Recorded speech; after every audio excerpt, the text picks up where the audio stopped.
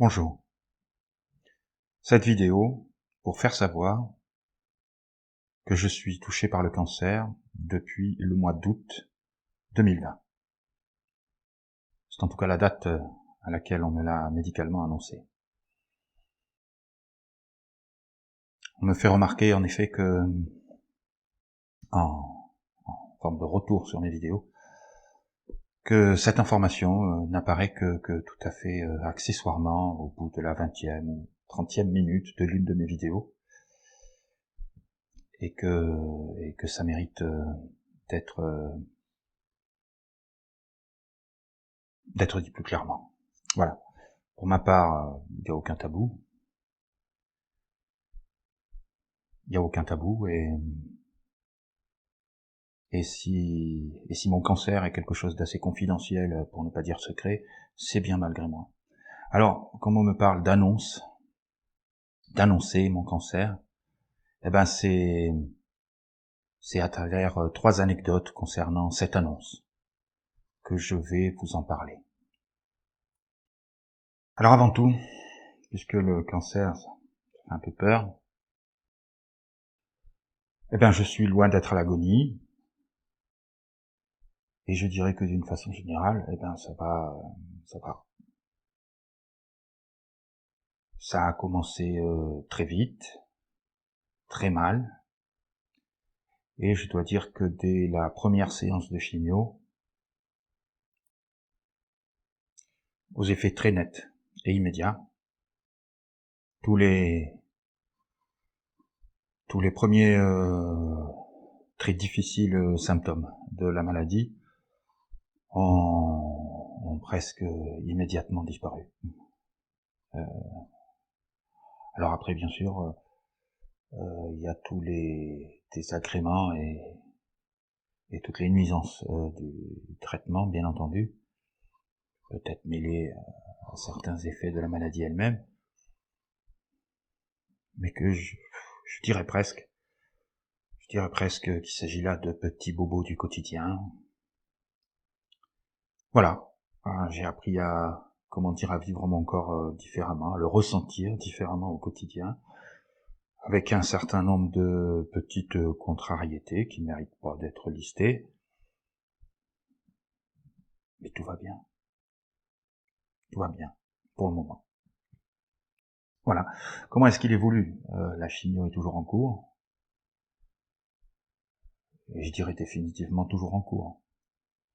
Voilà. Après une légère amélioration au début du traitement, la maladie est aujourd'hui stabilisée. Voilà. Donc voilà à peu près les perspectives. Donc elle restera stabilisée. Et ben j'espère que tout se passera à peu près aussi bien qu'aujourd'hui. Voilà, il faut quand même prendre les bonnes nouvelles là où elles sont. C'est une maladie qui fait peur. Et je vis pas tout à fait au quotidien comme tout le monde. Mais à peu près. Pour le moment. Voilà. Voilà pour mon cancer. Pour ce qui est donc de l'annonce qui a été faite, eh bien j'ai annoncé que je ferai cette annonce à travers 3 épisodes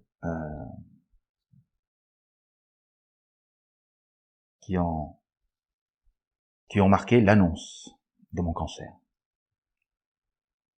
Des moments qui peuvent faire peur aussi. En l'occurrence, ça n'a pas été difficile pour le premier d'entre eux, en tout cas pour moi. 13 août 2020. Donc premier épisode,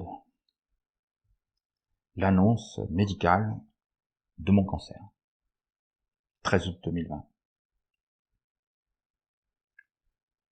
10 ou 15 jours plus tôt, je constate subitement la présence d'un ganglion près de l'amygdale.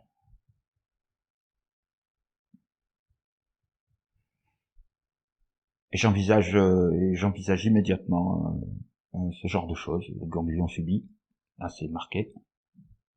Oh, il sera suivi d'autres ganglions dans les jours suivants. Je consulte et en urgence, on programme une radio à Saint-Sevé, petite ville des Landes bien connue pour ses poulets.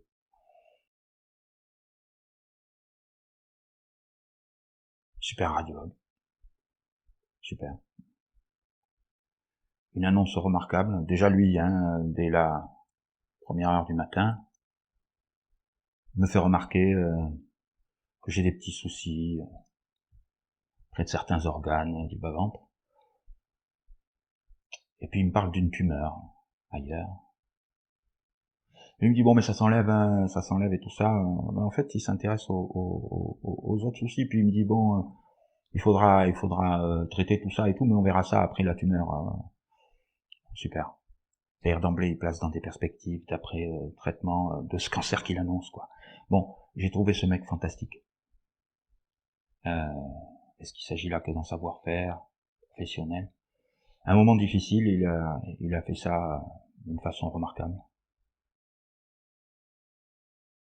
Et il m'envoie sur le champ passer un scanner à Mont-de-Marsan, la clinique des Landes, où il me met un rendez-vous avant même l'ouverture.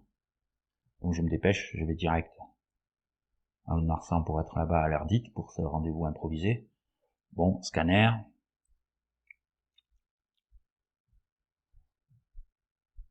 Même diagnostic plus ou moins pour ce deuxième docteur. Je dirais avec un savoir-faire non marqué en termes d'annonce. Et c'est pourtant essentiel. Bon. Et puis dans la foulée, je suis même déjà en retard pour un rendez-vous qui, lui, avait été planifié dans la même matinée, en fin de matinée, par le généraliste que j'avais initialement consulté. Et donc il faut que je me rende à l'hôpital Layné, l'hôpital de Mont-de-Marsan, pour avoir un diagnostic d'un médecin ORL de l'hôpital.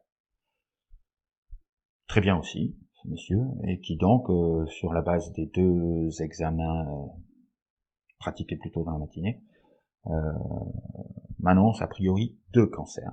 Voilà, la tumeur effectivement identifiée. Et puis, concernant les ganglions dans le cou, vraisemblablement un lymphome, alors parce que j'en sais quelque chose comme un cancer du système immunitaire. Voilà, bon, 2 cancers, c'est pas mal, tout d'un coup, moi j'ai gagné 2 fois à la loterie du même coup. Bon. Je m'effondre pas vraiment, je crois que j'ai plutôt assez bien assumé cette annonce en fait. Dans tous les cas, on me place dans une perspective de prise en charge, de traitement, tout s'enclenche très vite. C'est très positif, ça aide à n'envisager les choses que sous cet angle-là. Voilà, c'est comme ça que je les ai envisagées. Je n'ai pas cherché à savoir mes chances, mon temps. Il y a une ligne, point la ligne. Il y a une ligne, c'est le traitement. Et tous ces gens vous prennent en charge immédiatement, vous mettent des rendez-vous.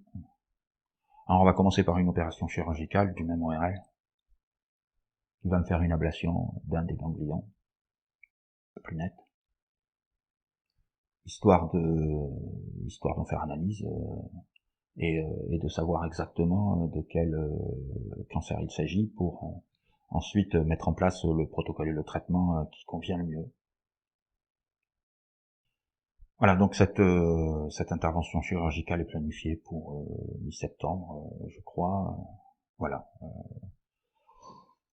Bon, suite à quoi, finalement, on m'annoncera après analyse donc du ganglion extrait que bon, il s'agit pas d'un lymphome et que il s'agit en fait déjà de métastase de la tumeur identifiée par ailleurs. Donc finalement, c'est pas 2 cancers, différents concomitants, c'est un cancer qui est déjà en phase métastasée. Métastasée, c'est mauvaise nouvelle.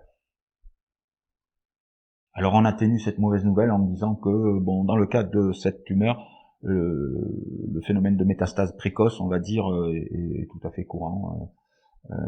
Voilà, et qui c'est pas forcément un signe d'extrême gravité. Voilà pour l'annonce, avec ses points positifs et bon, et négatifs, chacun les imagine, mais je dirais que l'attitude du radiologue, qu'il faut louer, est pour beaucoup dans une annonce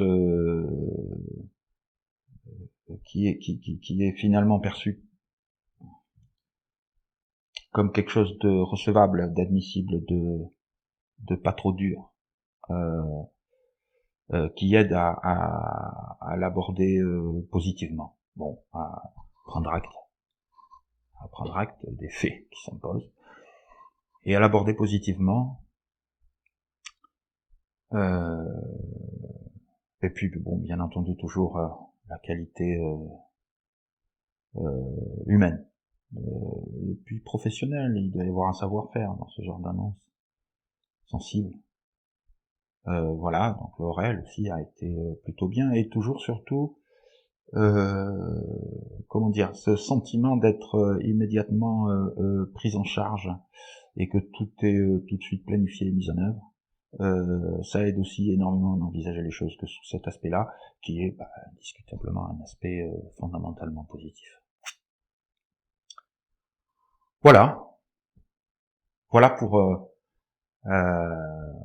ce premier épisode, comment dire, l'épisode essentiel, celui où on vous annonce, où vous apprenez que vous êtes touché par le cancer.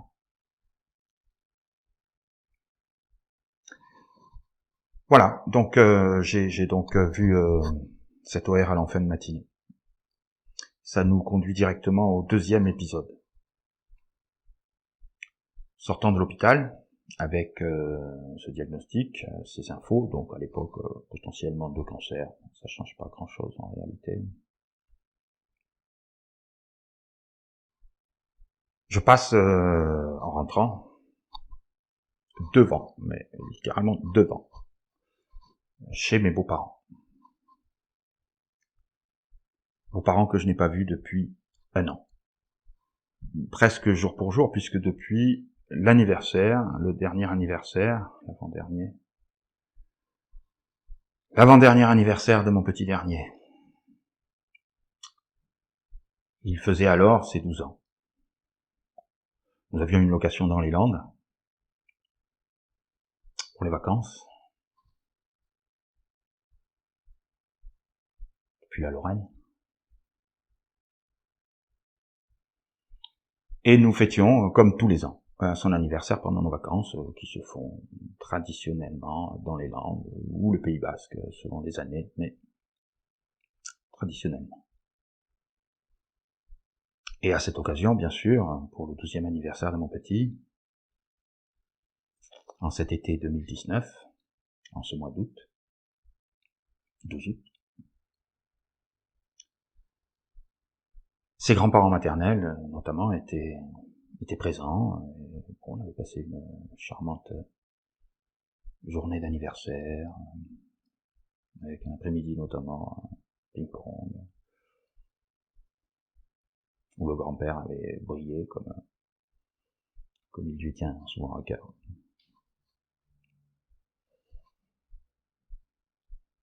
Et la maman aussi, est assez douée pour la victoire au ping-pong. Voilà, un bel après-midi d'anniversaire, dans les Landes, en famille, 12 août 2019. Et je crois bien que c'est la dernière fois que j'ai vu mes beaux-parents, avant ce 12 août 2020, la veille de l'annonce, où je les ai pas vus. Et où par contre je leur ai envoyé un petit SMS pour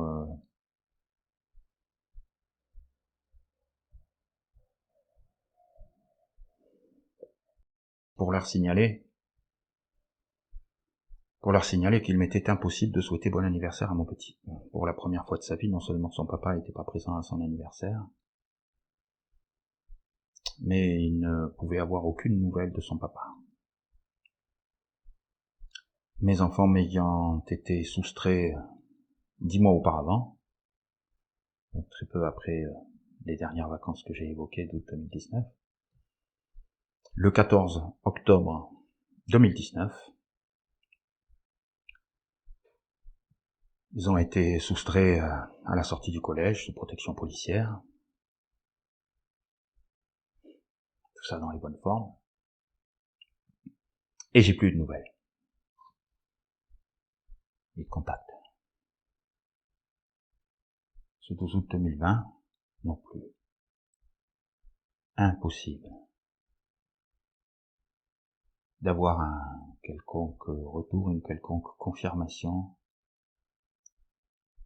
que mes quelques appels et SMS étalés sur cette journée du 12 août à mon fils pour lui souhaiter un bon 13e anniversaire pour la première fois de sa vie sans son papa. Pas moyen d'avoir quelques retours, comme depuis 10 mois, mais même le jour de son anniversaire. J'ai assez mal vécu la chose. Bon, depuis 10 mois déjà. Enfin, ce jour-là tout particulièrement.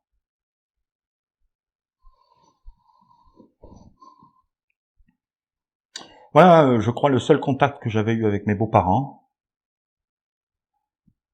depuis un an. Ce petit SMS la veille. Révolté par cette situation, je leur avais fait part, je les avais informés. Voilà, et ce 13 août, bon, c'est comme ça, c'est juste le lendemain matin.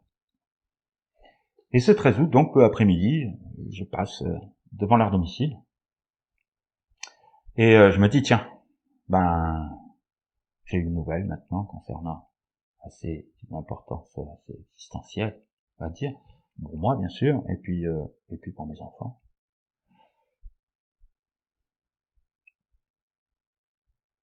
Et bien sûr, je me dis, je vais m'arrêter. Et peut-être si moi j'ai plus aucun accès à mes enfants depuis 10 mois, même pour l'anniversaire du petit. Peut-être comme ça au moins, pourrais-je transmettre cette information indirectement à mes enfants. C'est pas une information facile à annoncer, mais c'est une information cruciale. La vie est pas facile, mais on vit pas avec des œillères. Je veux dire, il y a des informations.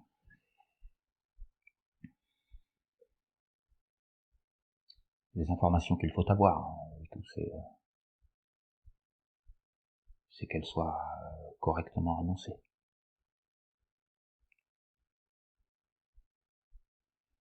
Bon, je peux compter quand même sur mes beaux-parents, les grands-parents des petits, pour, vraisemblablement par l'intermédiaire de la mère,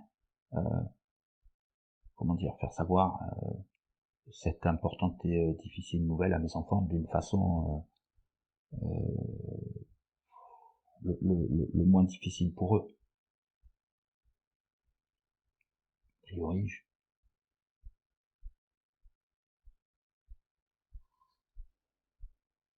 priori, c'est un bon moyen de les en informer.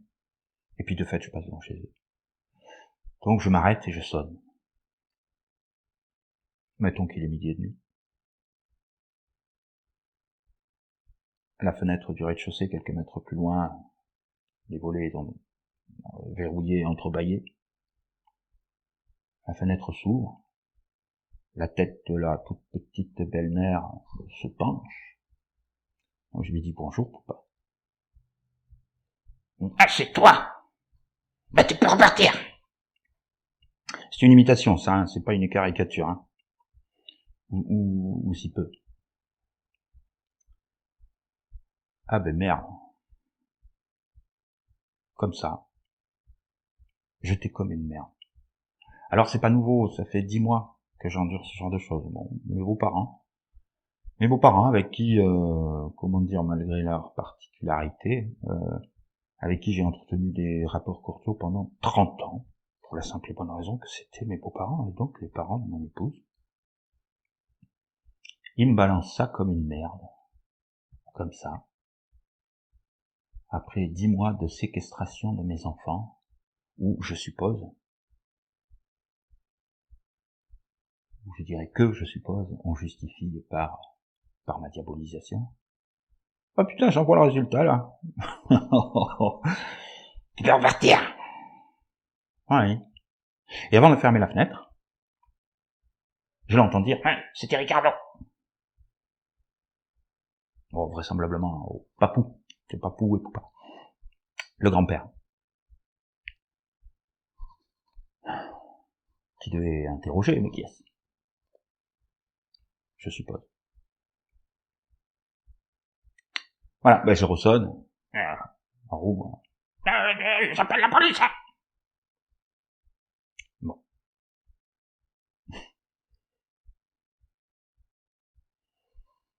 Scène charmante. Mais et en plus, enfin moi je viens annoncer mon cancer. Je viens juste faire savoir ce que je viens moi-même d'apprendre. Je viens juste le faire savoir pour que mes enfants puissent en être informés. Parce que moi j'ai plus aucun accès à eux. Terminé. Je n'existe plus. Depuis 10 mois. Et je me prends ces beaux-parents-là aux rapports cordiaux depuis 30 ans, comme ça dans la gueule. Bon.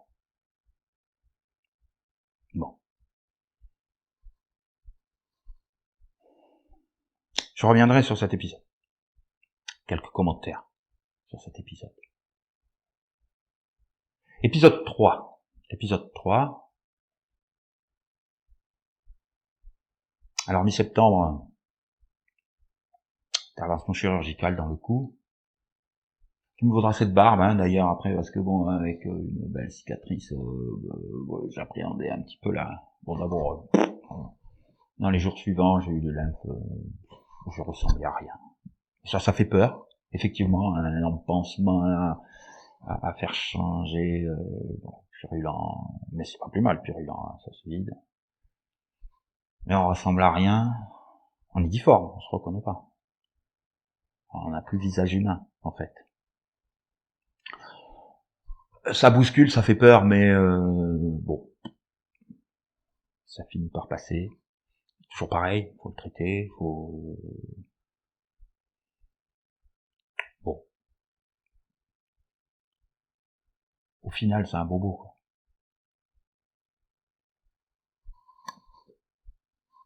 Pour ce point-là, pour cet aspect-là. Il y a quelque chose de grave dans le cancer, mais moi, finalement, de mon vécu, je peux parler que de beaucoup de bobos, finalement. Rien de bien grave. C'est pourquoi je dis, je suis pas à plaindre, ça se passe bien au quotidien.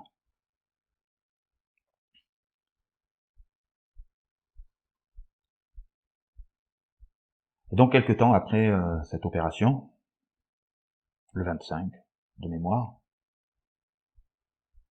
ou le 24 septembre, en fin de semaine, je me rends dans la ville où mes enfants ont été installés, éloignés par la mer, depuis l'été précédent, donc 2020, dans leur nouveau collège, puisque je sais au moins dans quel collège ils sont. C'est déjà au moins ça.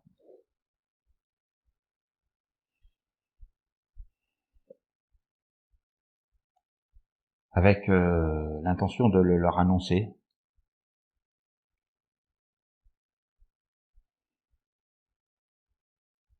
Parce qu'effectivement, on m'a dit, mais tu peux pas les laisser sans cette information. Tu peux pas Imagine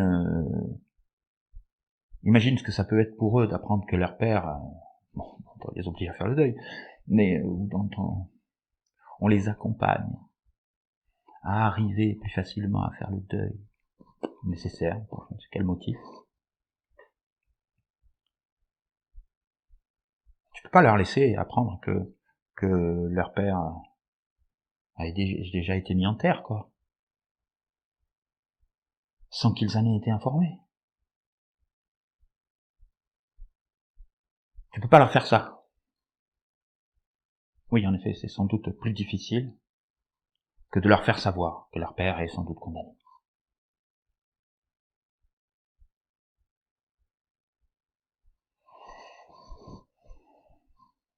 Donc, en septembre, 24, 25, je monte sur cette ville pour le leur annoncer, ne fût-ce qu'à travers les grilles du collège.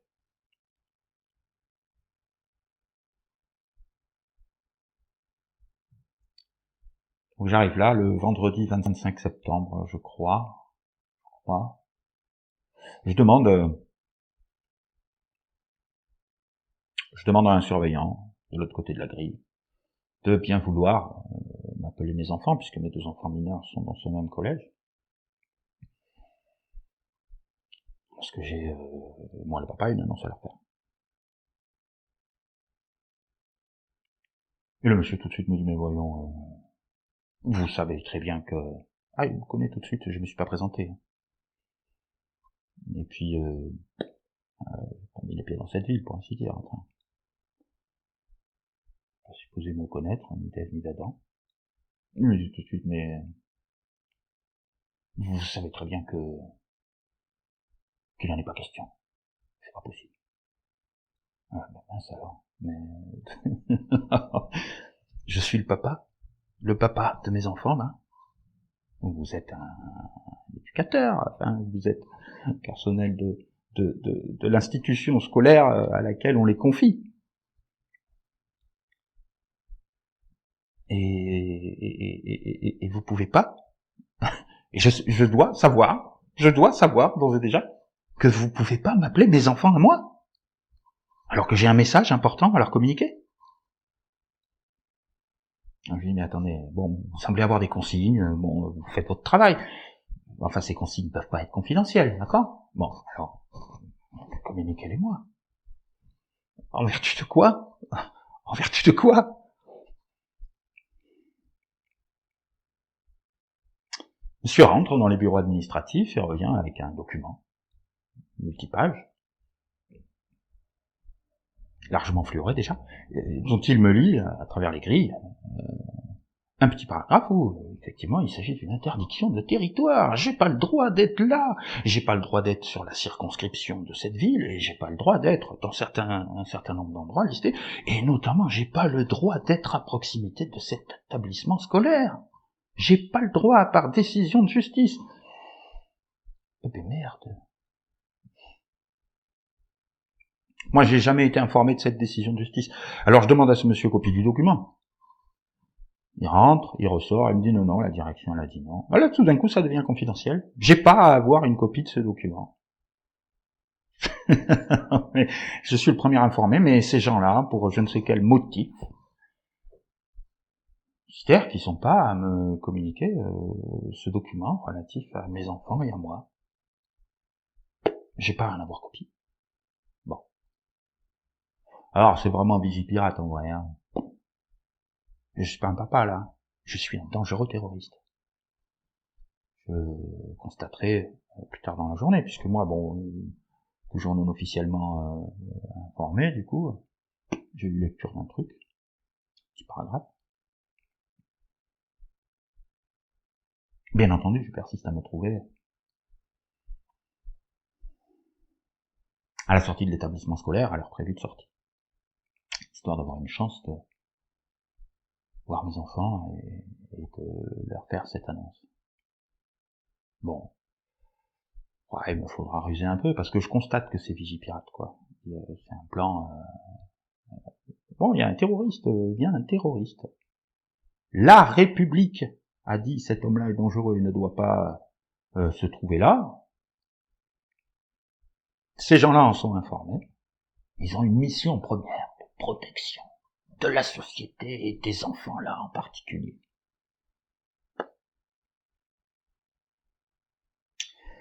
Bon, au final, ce 3e épisode de l'annonce, ce 2e épisode de tentative d'annonce à mes enfants, comment se conclut-il?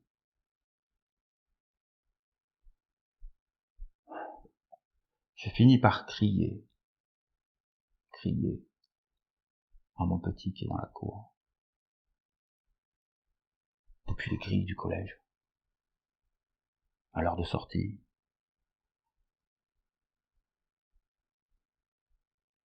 Alors que lui, il sort pas, on le ramène pour le protéger.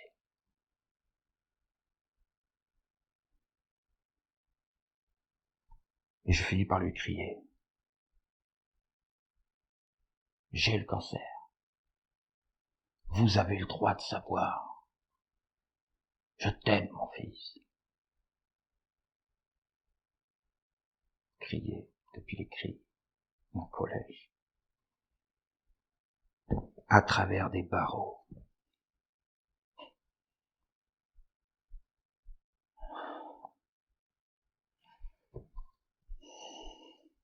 L'a-t-il entendu?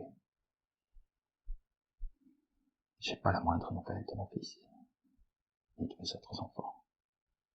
Je sais toujours rien de 17 mois aujourd'hui, 17 mois.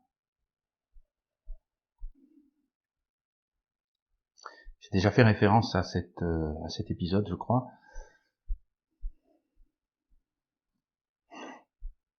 Dans une vidéo,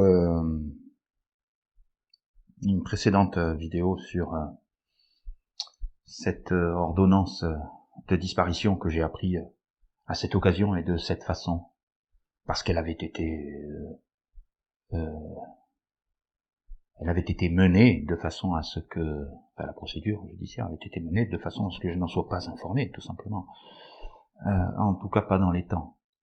Pas dans les temps pour pouvoir, bénéficier du principe de contradictoire et de mon droit à une défense, et pas dans les temps pour que je puisse faire valoir mon droit de recours, faire appel d'un truc pareil. C'est donc comme ça que je l'ai appris, cette date-là. Bien. Il me faudra encore quelques 3 semaines, je crois, pour arriver à me procurer ces fameux documents qui m'ordonnent comme ça des choses.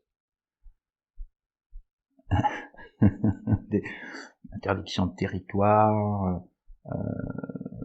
fichage national, interdiction de détention et d'acquisition d'armes, interdiction absolue de quelques tentatives de contact avec mes enfants. Des trucs anecdotiques, quoi. Dans un pays démocratique, c'est des trucs quand même qui doivent se justifier. Alors moi, je vais pas ici discuter. La magistrate qui a pris cette décision, elle a sans doute motivé la chose et trouvé que c'était justifié. Et je vais pas critiquer ça ici. J'aurais aimé, que mes droits les plus fondamentaux soient de justiciable, juste de justiciable, me soient garantis par cette même magistrate. Déjà, je veux dire, c'est le minimum qu'on puisse attendre. Bon, c'était pas requis. J'ai juste l'impression que moi, je suis juste là pour qu'on m'en mette plein la gueule. Voilà, on m'en demande pas plus. Et ça, pour m'en mettre plein la gueule, on m'en met plein la gueule.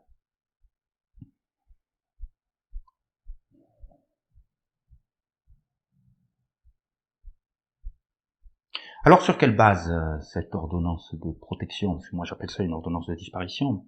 Je vois pas comment le ressentir autrement, mais ça s'appelle une ordonnance de protection. C'est comme ça.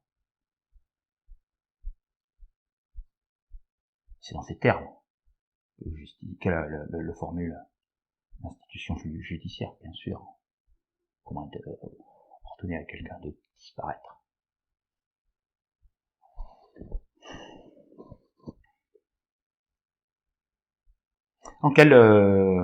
Sur quelle base? je ne vais pas les développer ici. Le sujet ici, c'est l'annonce du cancer. Alors je vais juste revenir sur l'épisode 2. L'épisode 2. Parce que quand je me procurerai finalement mi-octobre, au sortir de ma première séance de chimio, j'étais mal en point là encore, hein. Parce que autant elle m'a fait dans les jours suivants un bien fou, autant déjà là dans les semaines précédentes ça empirait, c'était catastrophique. J'étais mal en point. Au sortir de cette première séance de chimio, mi-octobre, je prends connaissance enfin de ces documents auprès d'un huissier montois, chez lequel j'ai fait transférer ces documents, après avoir réussi à identifier, mais où est-ce qu'ils étaient? Où est-ce qu'ils m'avaient été communiqués? Et j'y découvre notamment le récit de l'épisode 2. Le récit de l'épisode 2 que je viens de vous raconter, mes beaux-parents. Je viens d'apprendre mon cancer ce 13 août 2020. Au matin, à 3 reprises auprès de 3 médecins consécutifs, mais avec une confirmation, une synthèse et un diagnostic général, au final, par l'ORL de l'hôpital Layné. Je viens de l'apprendre. Je m'arrête chez mes beaux-parents. Il y a ce récit, bien entendu. Il a fait mention de cette annonce de cancer. Mais j'ai pas pu la placer. Encore. Alors par contre, ce qui est intéressant, c'est que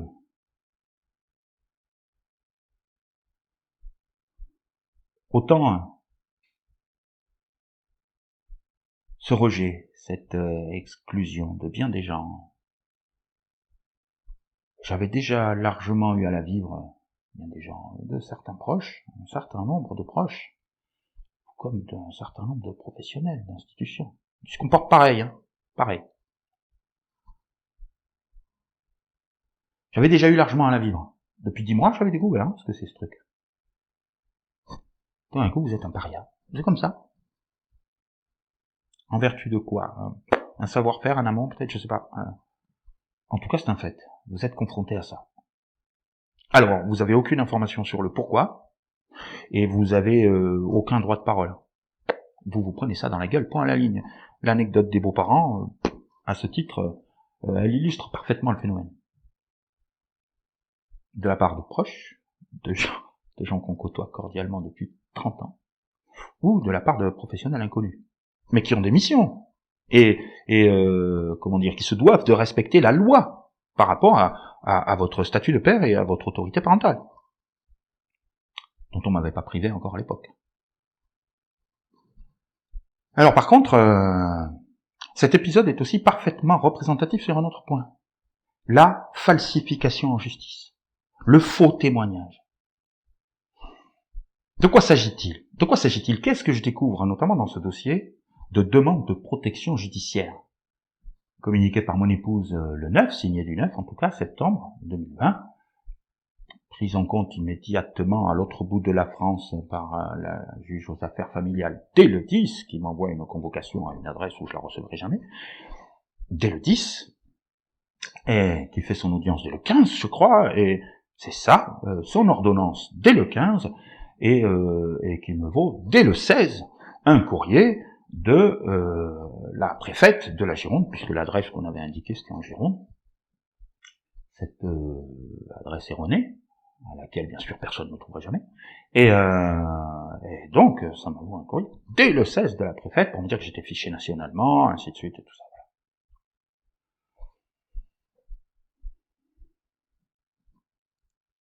Qu'est-ce que je trouve par rapport à cet épisode 2 dans ce dossier de demande de protection où, bon, je suis terrifiant, je suis, tout d'un coup, je suis rétroactivement un harceleur psychologique, mais alors, depuis 2013, depuis début 2013. Putain, mais, alors moi je le découvre, et n'importe qui a pu nous côtoyer pendant toutes ces années, dirait, oh mais merde, putain, c'était un harceleur psychologique, ce gars-là. Parce que je pense que je donnais vraiment, nous donnions Une image absolument contraire, quand même. Pendant toutes ces années. Rétroactivement, depuis 2013, je suis un harceleur. Pour moi, je suis un harceleur psychologique. Dans mon foyer. Bon. Mais il faut bien que là, je m'en prenne plein la gueule sur cette ordonnance de protection. Il faut sortir ce qui va bien, on sort ce qui va bien. Et notamment, on sort l'agression. Je suis allé agresser mes beaux-parents. C'est présenté comme ça. Ce fou furieux terroriste, il n'est pas dit que je suis terroriste, hein. Et là, il y a toutes les connotations qui vont bien, c'est tout. Il n'y a aucun fait réel. Il n'y a que de la connotation. C'est de la saloperie. C'est de la saloperie. Il y a là un savoir-faire qui est de la pure saloperie. Et en l'occurrence, sur ce petit épisode-là, de quoi s'agit-il? Deux petites finesses dans le compte rendu que l'on trouve dans la demande de protection. Deux petites subtilités. Alors une première d'abord. J'aurais dit, selon une attestation de ma belle-mère, une attestation de témoin, j'aurais dit, bonjour Poupa, je rentre. Il y a une volonté comme ça, d'intrusion. À travers ces deux petits mots, rajouter, je rentre. Une porte qui a toujours été fermée à clé, qu'est-ce que ça? Enfin, c'est ridicule. Ridicule. Un visage comme on veut, je rentre. Oui, mais on rajoute ces deux petits mots. Et on rajoute aussi, c'est une vieille femme, elle a, je sais pas, 70 ans passés. C'est un petit bout de femme, elle fait 1m55, comme ça. Bon, c'est pas dit dans l'histoire, ça, c'est pas dit dans la chanson, la demande de protection, mais on se doute bien que c'est une femme, dans l'attestation, bon, on sait que c'est une femme d'un âge avancé.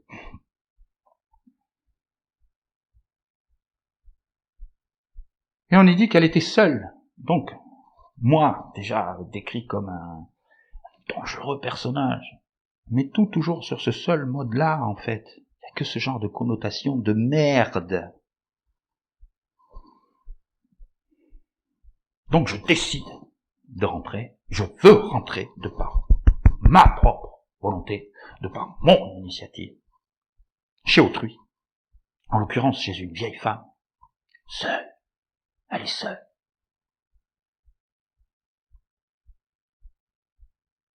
Elle n'était pas seule.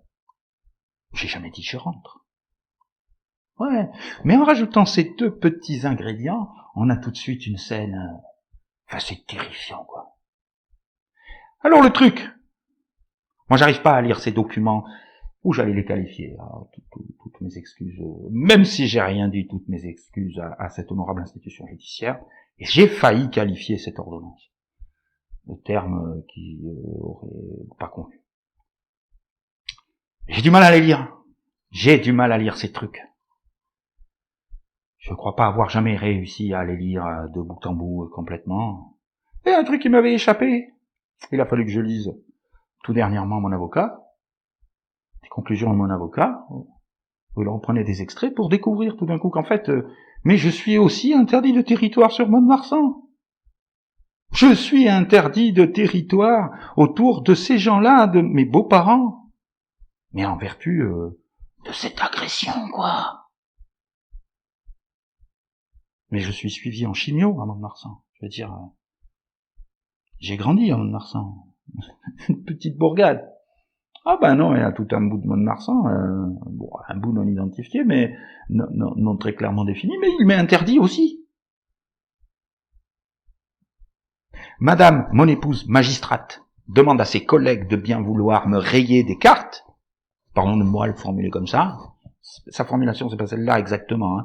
Enfin, des cartes, elles prennent tout de suite la carte géographique, elles disent la circonscription, ainsi de suite. C'est pas une formulation très loin de la vérité non plus, hein. Et elle me raye sur la carte, je veux dire en termes d'ordonnance d'interdiction de territoire, de la zone géographique où vivent et où ont leurs activités mes enfants, dont il faut que je disparaisse de la vie, de mon épouse aussi, je n'ai rien à cirer, que grand bien lui fasse, mais aussi des parents de mon épouse. Et on va aller jusqu'où? On va en rajouter comme ça?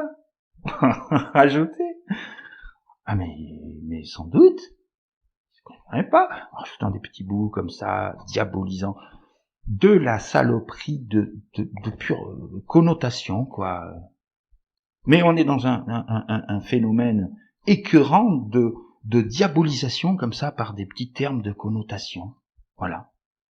C'est quoi l'effet? Je me suis rendu chez mes beaux-parents. Ouais, je me suis rendu chez mes beaux-parents.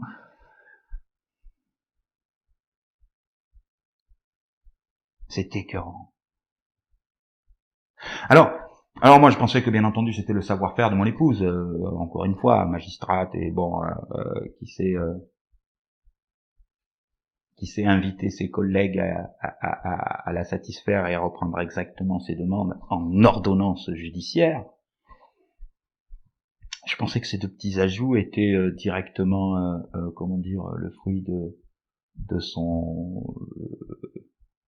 l'expression de son savoir-faire professionnel.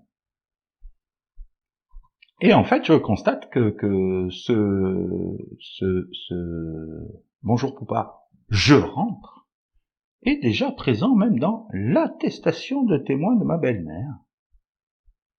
Bon, ça lui aura été suggéré par un savoir-faire professionnel qu'elle n'a pas. Ça lui aura été suggéré, je suppose, de petits ajouts qui connotent déjà complètement l'épisode, et qui permettent effectivement d'interdire à ce terroriste d'aller agresser ces pauvres gens.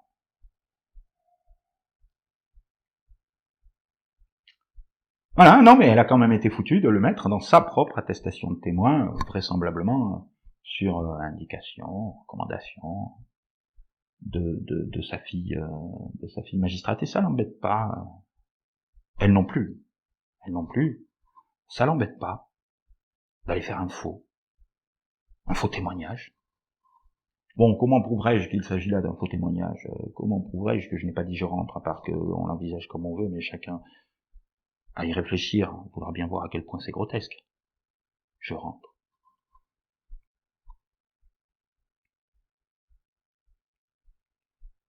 Il se trouve que c'est un faux, c'est tout.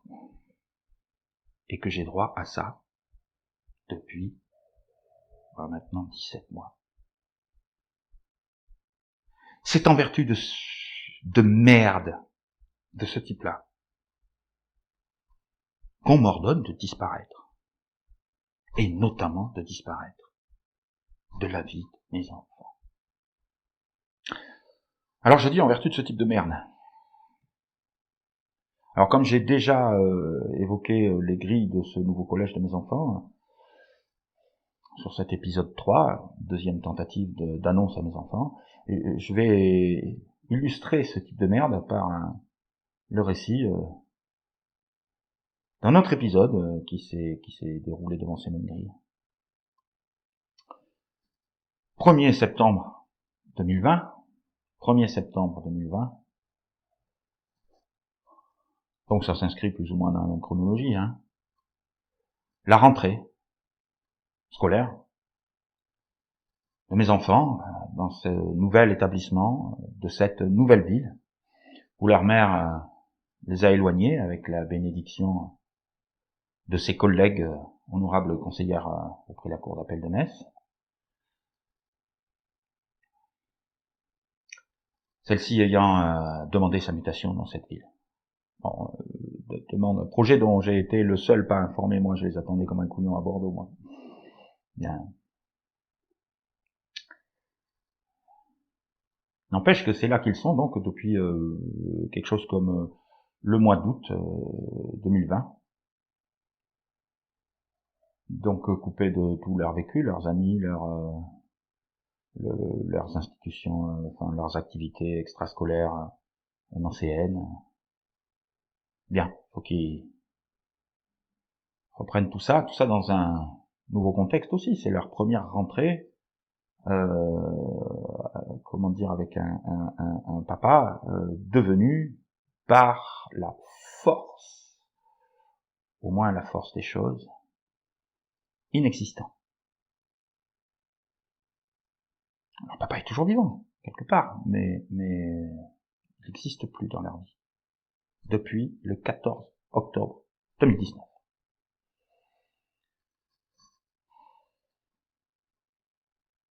Le papa est là, le papa est présent. Ce 1er septembre 2020, devant les grilles de ce collège, puisque c'est tout ce qu'il sait d'eux, ils sont inscrits à ce collège, pour leur souhaiter une bonne rentrée. Pas facile pour un gamin. Rentrée scolaire, il connaît personne. Facile, une petite. La fille d'une collègue de madame, qui les attendait déjà depuis 1 an ou 2 dans ce collège. Pour la petite.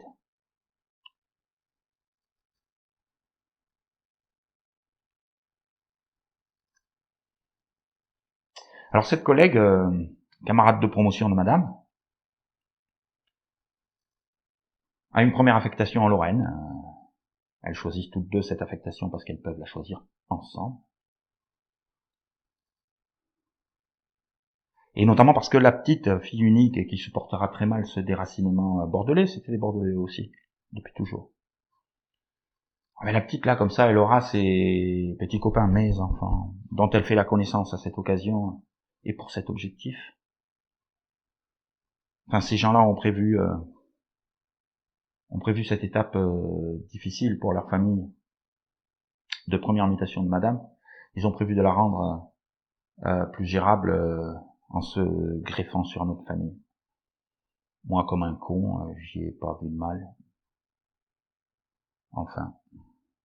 Donc ça a été des proches pendant 2 ans, Épinal. Cette petite, au combien de fois je l'ai récupérée à la sortie de l'école, bon, souvent avec le père, et un certain nombre de fois parce que ni le père ni la mère ne pouvaient être là.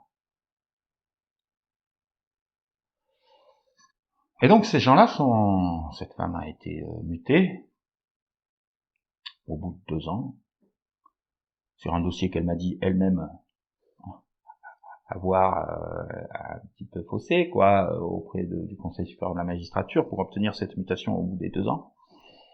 C'est 3 normalement.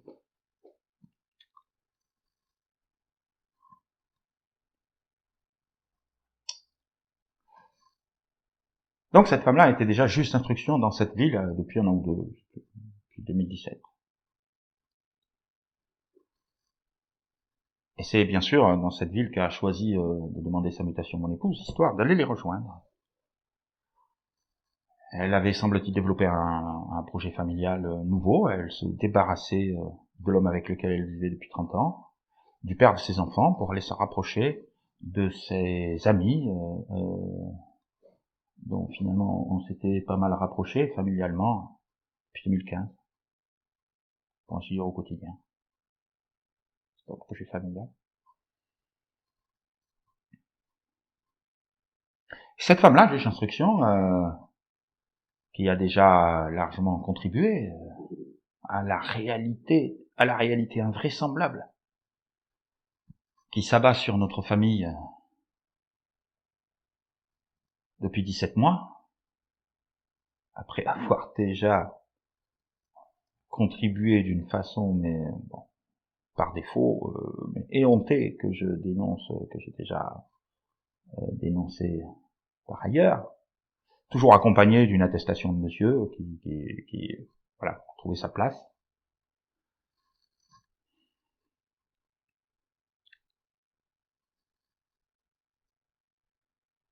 Ce jour-là, je verrai pas mes enfants. Hein.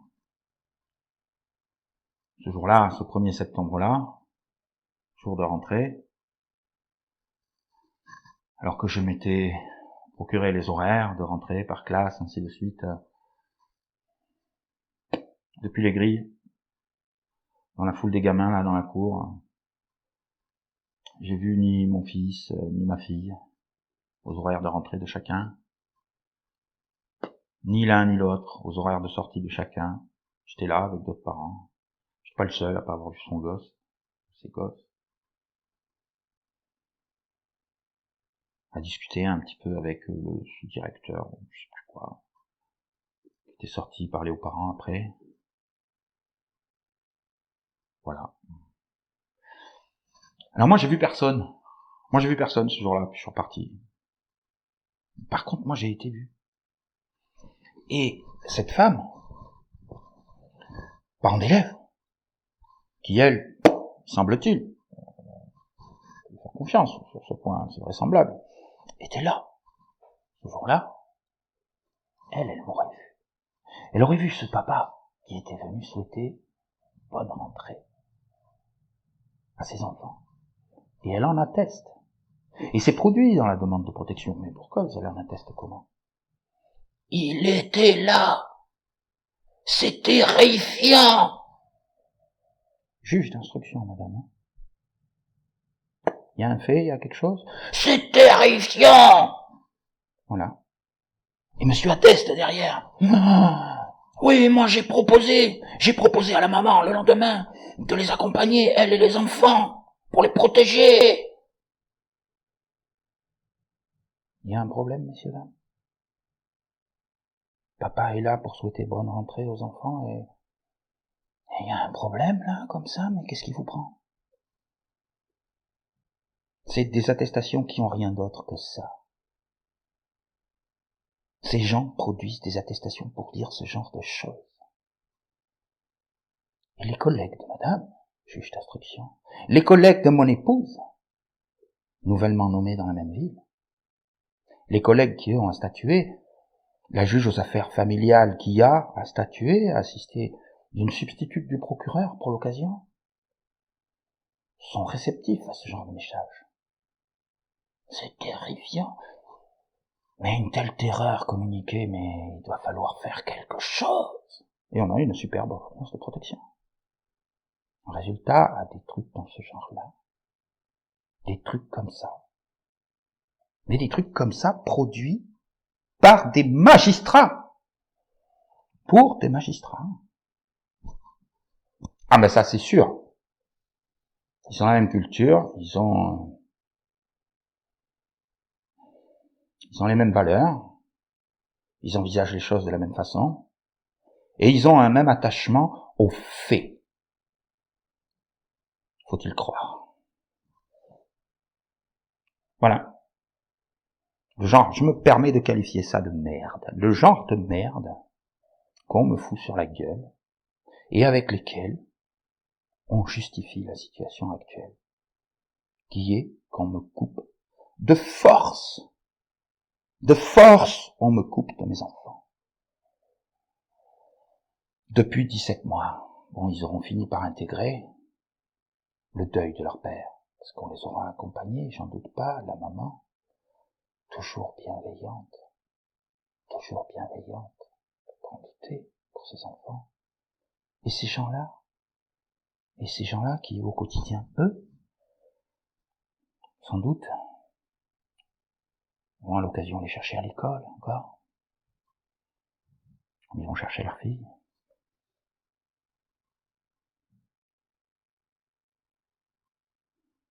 Voilà.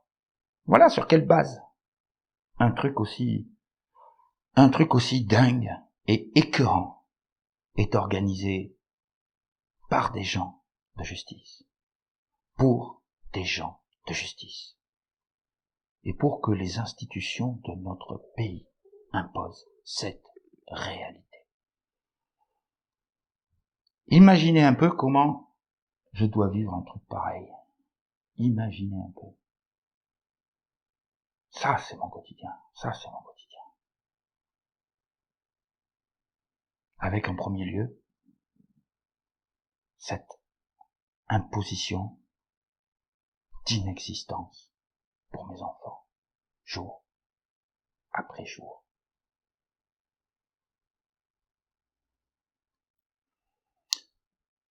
Voilà comment tout signe de vie de ma part, les rares signes de vie, mais chacun d'entre eux, est un prétexte à ma diabolisation. Mais il s'agit là d'une diabolisation factuel. Je veux dire, ces documents produits sont officiels. Il n'y a rien dedans. Encore une fois, c'est pas bien, mais je peux dire que c'est de la merde. Objectivement, chacun peut les voir et s'interroger, mais quels sont les faits? Ah, c'est le diable. Voilà. Et on joue avec ça. On joue qu'avec ça. Je sais pas, je me dis, mais cette merde-là, ça vaut rien. Ouais. On en prend, on en accumule, et ça fait un beau tas de merde. Devant un tel tas de merde, il semble que chacun se sent obligé de s'incliner.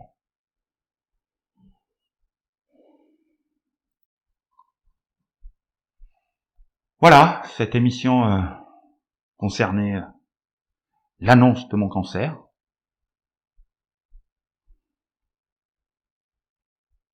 Lui aussi, quelque part. Lui aussi, il est en rapport avec ma disparition. J'irai pas jusqu'à dire que ça peut satisfaire quiconque.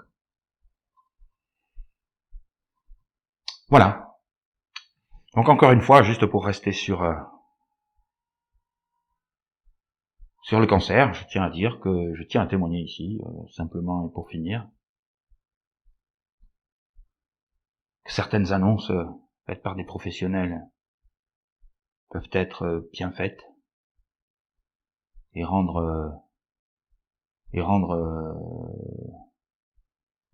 de tels épisodes pas trop difficiles à vivre. En tout cas, nous mettre en situation d'être capable de les assumer. Que d'autres annonces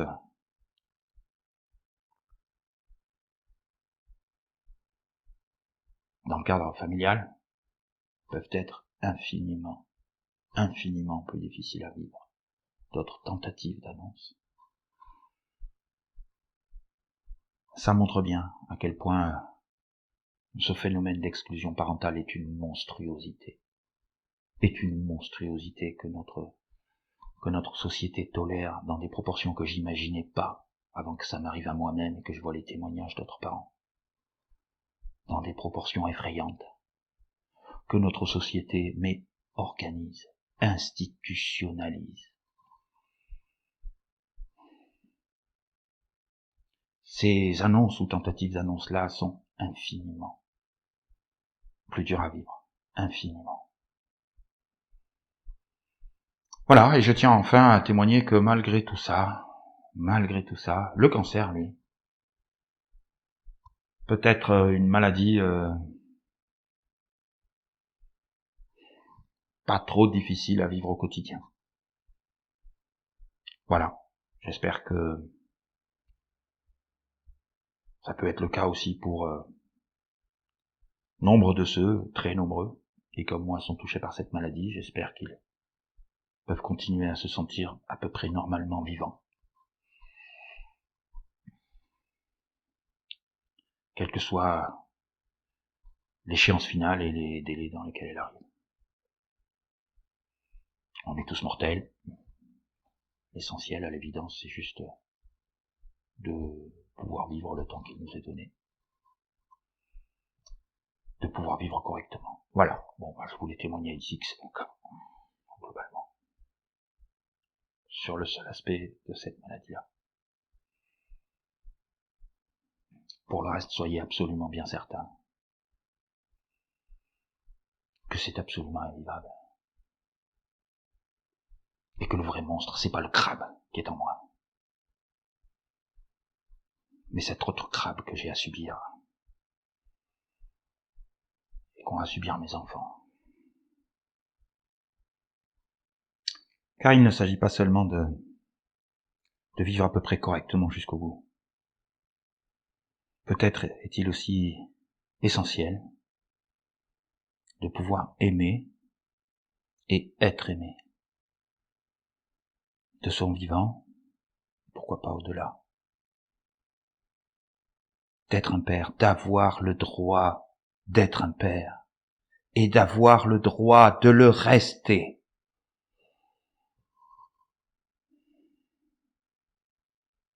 Comment notre société peut-elle faire des choses pareilles? À un homme, ou à une femme parfois, à des enfants soi-disant dans leur intérêt supérieur.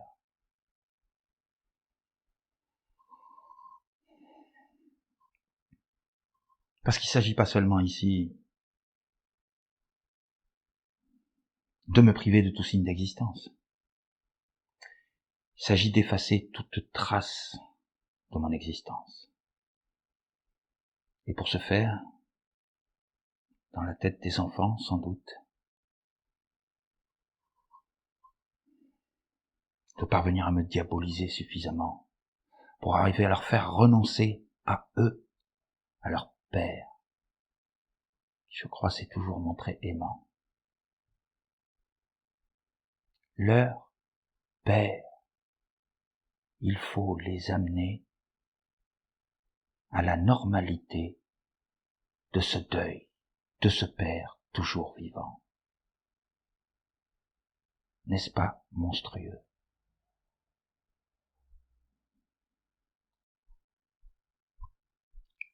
Voilà, j'en ai fini avec cette annonce de cancer. Je vous donne rendez-vous pour d'autres vidéos. J'espère que j'aurai la force et le courage de les faire. J'espère que j'arriverai à être, écoutable. Voilà, en tout cas, pour ceux qui sont arrivés jusque-là, je vous en remercie. Je souhaiterais que vous fassiez suivre ces vidéos tout à fait personnelles. Vous incitiez à les écouter. Voilà, écoutez si c'est le cas, merci. Et à bientôt.